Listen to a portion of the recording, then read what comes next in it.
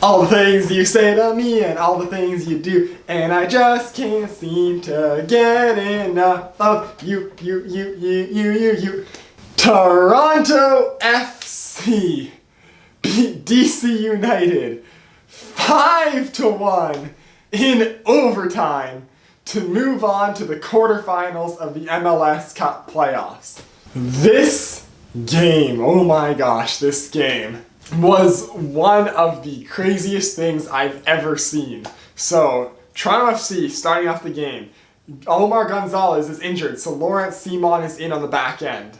Not a great sign to start off the game.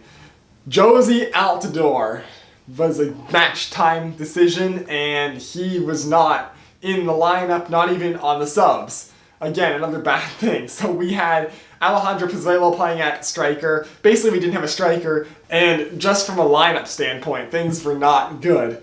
But then, this team, I have not seen them play with this much heart and this much soul and this much effort in a long time, and they were just absolutely fantastic for basically the entire game.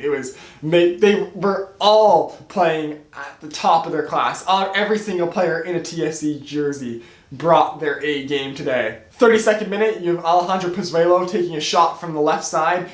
Bill Hamid gets the stop, but he leaves a huge rebound for Marky Delgado to just run in, smash it home.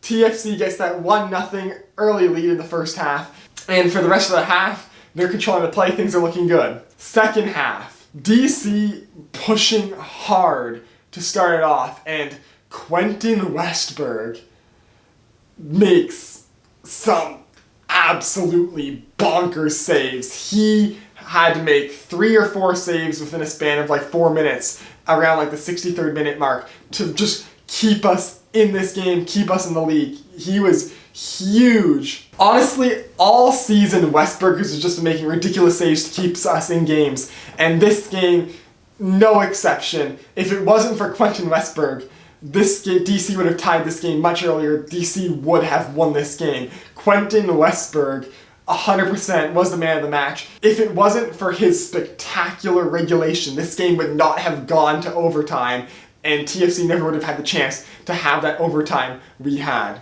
Then, stoppage time. 93rd minute, DC gets a corner.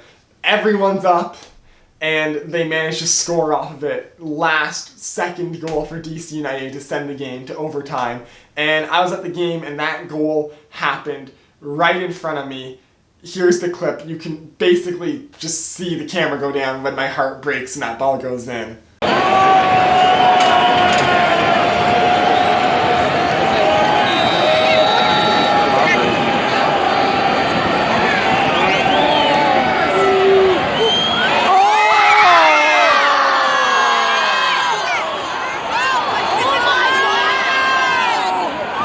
But, nevertheless, despite that late tying goal, the game goes to overtime.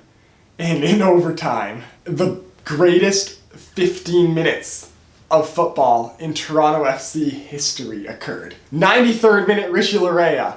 95th minute, Jonathan Osorio. 103rd minute, Jonathan Osorio scoring the brace in overtime. An overtime brace for Osorio.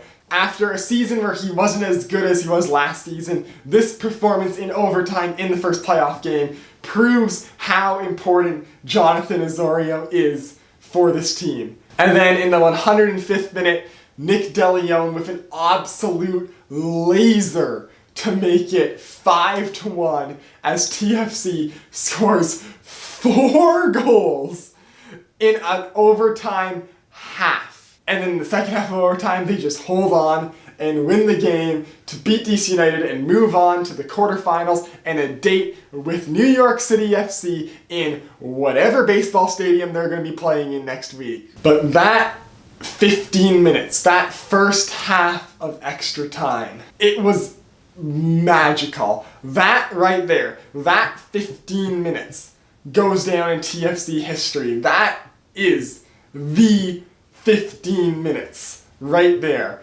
That is just a moment in history for TFC for years and years to come, because overtime started, and with all the problems this team has had with penalty shootouts in the past several years, since 2016 MLS Cup. I was concerned. You could feel the nervousness in the stadium, because if that game went to penalty shootouts, I don't think anyone had confidence in TFC to win it.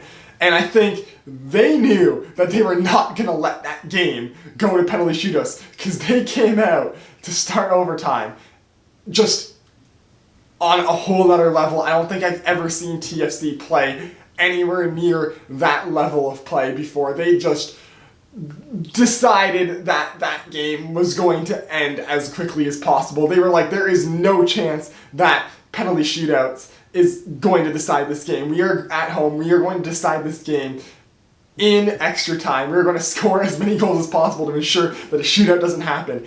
And they just tore DC apart. And for DC United, do you think they regret scoring that goal at the 93rd minute? Yes, at the time, you're scoring to push the game to extra time, and you're giving yourself a chance to move on to the quarterfinals.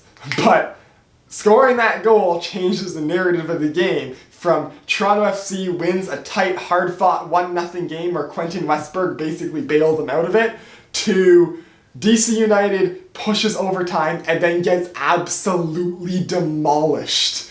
Just saying, DC, if you didn't score that goal, you wouldn't have been embarrassed. And TFC, just what a performance, honestly. That game was so close heading into extra time, and then they just took control, and it was fantastic. And yeah, as I said before, I was at the game. Here are just some clips about just the atmosphere and what it was like for me being there.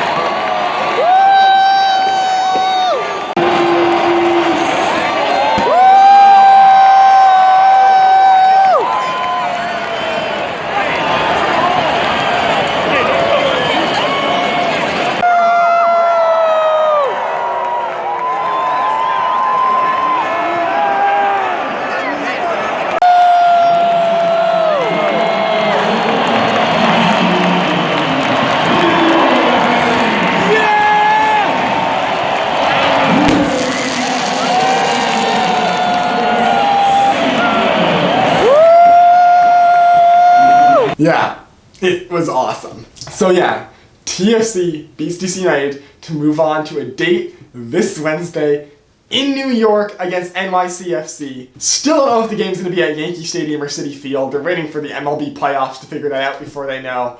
Honestly, which stadium this game is in has a very big effect on how much of a chance TFC has to win it, because home field is huge in MLS, but when you're New York City FC and you play Yankee Stadium, you know the sight lines in that baseball stadium better than any other team. It's a very weird stadium to play in. If you have to go to Citi Field, New York City FC don't know the sight lines there, same as TFC. So now New York City's home field advantage, well, yes, they're still going to have their fans cheering behind them, their fans pushing them, which is big, but they're knowing the pitch, knowing the sight lines, knowing the conditions. That advantage is gone. And if this game is played at Citi Field, it truly becomes anyone's game, and TFC has a very, very good chance of moving on, especially if Altidore is back. But yeah, before I make any major predictions on how that next game's going to go, I want to first figure out which field they're actually playing at, because that is very, very important. But yeah, that does it for this video. If you like it, hit like. If you want to see more of my stuff, hit subscribe. Follow me on Twitter. Link is down below in the description, and I will see you next time.